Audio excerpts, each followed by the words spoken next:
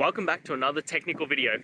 Today, I'll be going through your question, answering it, and hopefully finding that solution you're looking for. Guys, let's get ready to try and work through to that resolution, and remember to just stay a little bit crazy, just like me. Now, let's continue on.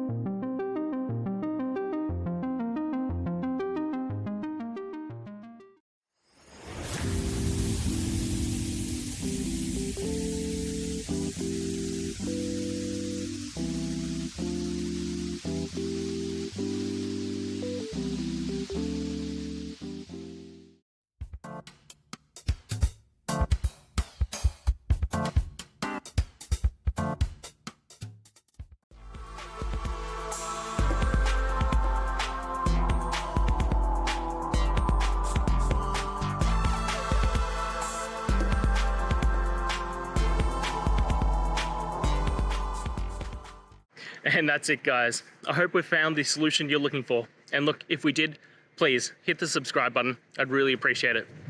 And until the next time you need technical help, I hope you have a good one.